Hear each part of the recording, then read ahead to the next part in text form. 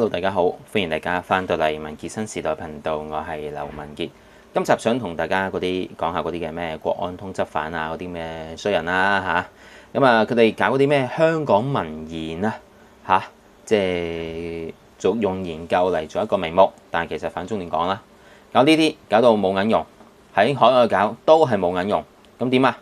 為咗生活，咁咪繼續要周圍撲水咯，四圍籌旗咯。籌旗又向咩人去籌呢？咪又係去揾啲黃絲手足笨咯。唔知佢哋俾人哋揾咗笨幾多個七次啦嚇。咁我哋陣間一齊去睇睇呢件事。喺影片開始之前呢，希望大家可以分享、讚好、留言、訂閱文傑新時代頻道，記得撳埋個啷啷掣，揀個全部，咁大家就唔會錯過任何嘅一段影片啦。Hello， 大家好。今日咧就想同大家講下呢個中時民調啊。咁即係咩意思呢？即係嗰個咩香港民意研究所呢，係咪？咁當然啦，可能你聽到呢個名會覺得有少少陌生。咁即係咩嚟㗎？咁我就可以同大家講，佢嘅前身係啲乜嘢呢？佢嘅前身就係話嗰個香港大學民意研究計劃。咁可能大家就會有啲印象啦。即係邊個啊？哦，咪即係嗰個咩鍾庭耀嗰個咯。大家記得嘛？OK， 我之前踢爆過㗎啦嚇。冇錯，今集嘅主角就係鍾庭耀同佢嗰班人，特別係佢嘅孖寶兄弟鍾建華啊！呢個我有踢爆過㗎啦，直頭係走佬㗎啦，係咪先？但係佢哋點樣係假借嗰啲嘅叫做民調嘅名義去搞亂我哋香港呢？咁我今日真係要同大家去講得清清楚楚。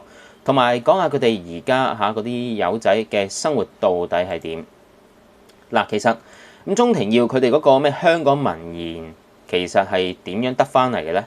可能大家都唔係好知道啊！我哋講翻嗰個鍾庭耀先，佢就68歲，喺香港土生土長，但係唔知點解好似香港同佢有仇咁樣啦嚇。佢就讀咗個嘅哲學博士翻嚟嚇。佢老婆亦都係一個專業人士嚟嘅，仲要係出緊政府糧添。1987年嘅時候，香港大學成立咗一個研究中心，就揾咗當時係讀緊碩士嘅鍾庭耀去做一個助理研究主任咁嘅崗位。去到1991年，鍾庭耀佢就搞咗一個香港大學民意研究計劃咁嘅嘢，專係咧就係揾政府錢。喺1991年嘅時候，咁呢一樣嘢，我相信咧就係英國政府都幾配合去養住佢嘅嚇，專做嗰啲政府政策同民生相關議題嘅調查。佢自己就做埋呢個總監，風頭同荷包都一時無兩啊！荷包就脹啦，係嘛？大家要清楚一樣嘢，就係呢個嘅民意調查唔係啲咩單純嘅學術研究機構，而係成日發表有政治意圖嘅民調。結果借住客觀嘅數據，所謂嘅客觀數據，你知有冇即係有幾客觀㗎啦？係咪先？啲問題點樣帶動啲人去得到呢啲客觀數據嚇？你知點做㗎啦？用呢啲所謂嘅客觀數據去帶風向，挑撥市民對政府嘅不滿。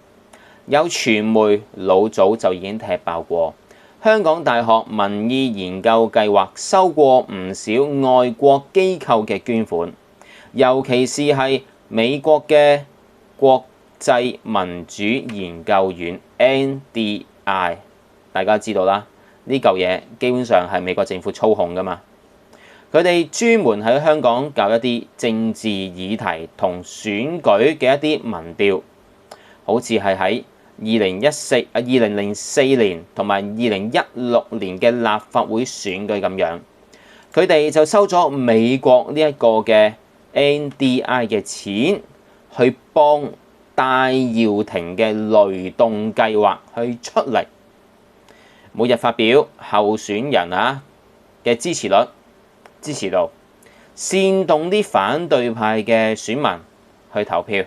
當然啦，當時咧就要有埋嗰個《蘋果日報》黎智英嗰啲嘅報導去配合，令到啲反對派嘅人可以入到立法會。喺2014年佔中期間，香港大學民意研究計劃又收咗80萬，搞咗個佔中公投民調，話有90%嘅人係支持佔中喎。結果呢，嗰份咁樣嘅民調俾人哋踢爆咗，誇大佢哋嘅投票人數，仲可以重複投票，同埋呢揾啲唔係永久性居民嘅人去投票嘅亂象都得嘅。即係咩意思呢？即係話我一條友，我係一個鬼佬嚇，我係一個外國人，我可以瘋狂地喺網上面係咁撳佔中咁樣，瘋狂地撳係冇問題嘅。即係話呢個係乜嘢呢？俗稱嘅錯數據，咪咁錯咯，咁撳咯，越撳越飆咯，撳到即係700萬人咪撳到650萬咯。唉，BB 仔撳唔到噶嘛，差唔多啦咁咯。OK， 佢哋根本上面呢，嗰陣時佔中嘅時候搞呢啲咩民調出嚟，根本上就係為咗要合理化佢哋啲犯法嘅行為、違法嘅行動。到咗2019年嘅時候，呢個香港民意研究所就正式成立。好奇怪嗬，成日冇耐就黑暴啦。咁你知啦，一切可能係有鋪排嘅。喺黑暴嘅期間，香港民意研究所，即係香港民研啦，就發表咗一啲操控過去嘅，即係之前操控過一啲嘅民調數據，發表咗呢啲嘢，話2/3嘅受訪者支持佢哋嗰啲嘅黑暴，仲話香港年輕人基本上都支持呢個反修例暴動嘅動作。我唔係香港年輕人。我都好年輕啦，當時都仲好年輕啦，而家都係算係啦。我身邊好多人都係反對嘅喎，點解佢話幾乎所有人都係支持嘅呢？即得我識嗰少數人，冇可能啊，真係冇可能。佢哋目的係做啲乜嘢呢？好明顯係製造假象，令到社會以為民意係支持暴力，而同一時間，佢哋又喺2020年戴耀廷搞嗰個嘅非法初選之中，全力幫拖，借埋辦公室去做投票嘅基地，仲要幫佢哋設計埋個投票嘅系統，幫喎，你估真係幫咩？後面有幾多黑金入咗去，大家唔知嘅喎，係咪先？去到2021年立法會選舉嘅時候，竟然佢哋喺民調裏面加入咗白票呢個選項，好明顯佢係踩法律嘅紅線，去煽動佢嘅支持者，煽動啲市民去犯法。咁樣嘅組織都仲好意思話自己係一個學術機構？黐線啦！有咩學術啫？完全睇唔到任何技術同學術喺裏面。鍾庭耀搞咗咁鬼多嘢，當然啦，佢都好識做嘅。喺黑暴之後就開始低調，但係佢嘅孖寶兄弟鍾建華就唔係咁講啦，唔係咁安分啦。呢個鍾建華65歲，係理工大學嘅前助理教授，曾經係法輪功大紀元時報嘅專欄作家，仲有佢曾經喺內地係啦。係有屋有樓有房產有地產，佢媽媽仲要係喺內地嗰度養老，係啊，OK。但係佢做乜嘢？反中亂港，即係真係食我哋中國人嘅飯，然之後擲我哋中國人嘅鍋。OK，佢仲喺呢個香港民意研究所裏面擔任副總裁呢個職位。喺2022年嘅時候，佢着埋草去英國，跟住就喺海外繼續搞屎棍，最終俾我哋嘅香港嘅警方嘅國安處通緝佢，罪名就係煽動分裂國家同埋勾結外國勢力。其實當時啊，佢嘅媽媽喺我哋內地養老嘅時候，係得到一啲好好嘅治療同埋招呼各方面嘅嘢，用嘅錢又少，佢自己間唔中都翻去佢嘅祈福，係咪？講咗添，佢嘅屋企嗰度咧就係即係嘆下世界咁樣嘅。OK， 但係佢就真係完全唔理我哋祖國俾咗啲乜嘢佢。你諗下呢啲人，佢去英國之後咁點咧？喺香港喺內地好幸福，去到英國之後冇乜用。喺英國之後，佢成立咗嗰個咩海內外香港人民意研究計劃，繼續去做一啲敏感嘅研究。敏咩感？其實就反中亂港嘅研究。例如就話要調查香港人嘅身份認同，又話香港自由度點樣俾國安法去影響，成日喺度做啲咁嘅嘢喺度抹黑我哋香港，發表一啲抹黑香港嘅假數據。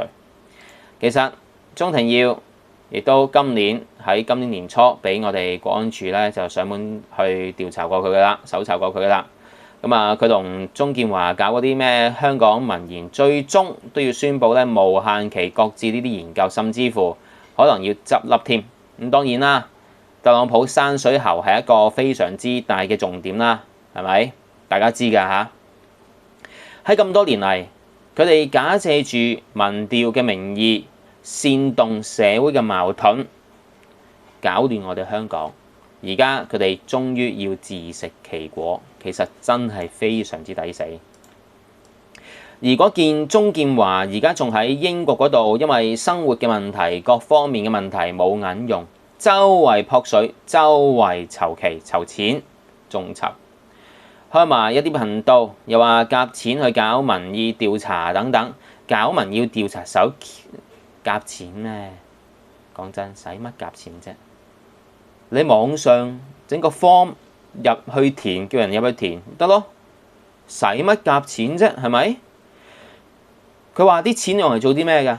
幫香港人，為香港人發聲喎，算啦，咪係自己喺度呃飯食啫嘛。講真啊，所以咧啲手足其實真係要清醒少少，有錢就留翻自己袋，自己使算啦，唔好再俾呢啲咁嘅友仔利用啊！我都等啲手足慘啊，5年變10年係咪？唉，所以我係好希望咧英國可以收晒手足嘅。OK， 鍾建華喺度慫恿喺英國嘅香港人話要保障佢自己嘅權益，但其實佢先至係最想利用大家利益嘅人。嗱，大家捐錢俾佢，甚至乎參與佢嘅活動，其實都好大機會，唔係大機會。都係直接會觸犯香港國安法㗎，所以你仲俾錢佢，你等佢餓死街頭乞米算數啦！呢啲人又唔係幫你哋嘅啊，手足們係咪先？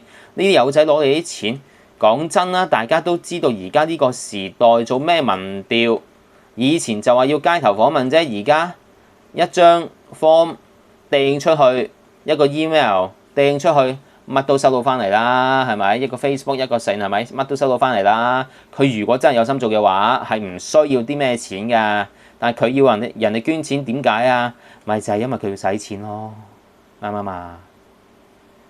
最後我想講咧就係中視民調呢對嘅孖寶兄弟，根本上佢就係為咗佢哋自己嘅政治目的，假借學術嘅名義去煽動社會嘅矛盾。去破壞我哋香港嘅穩定，所以大家千祈唔好俾佢哋利用，亦都唔好俾佢哋有機會破壞得到、搞亂得到我哋香港。我哋香港經歷咗幾年嘅動盪，而家好唔容易先至可以穩定返，我哋一定要珍惜呢一個局面，遠離呢啲反中亂港分子，要支持我哋嘅特區政府，我哋先至可以係齊心協力地令到我哋香港係更加變得更加好、更加繁榮、更加穩定。呢啲反中亂港分子算啦，即係大家可以睇下就係話，如果佢唔靠住啲黃絲手足嘅話，佢哋有冇飯開？佢哋會唔會餓死？係咪？其實手足亦都要測試一下，佢哋係咪真係純粹揾你哋笨？唔知幾多次。唔知大家點睇？歡迎大家喺下面留言話俾文傑聽，你點睇緊呢單嘢啦？喺影片完結之前，希望大家可以分享、讚好、留言、訂閱文健身時度頻道。記得撳埋啷啷掣，揀個全部，咁大家就唔會錯過任何嘅一段影片。我哋下集再見，多謝大家 ，thank you，拜拜。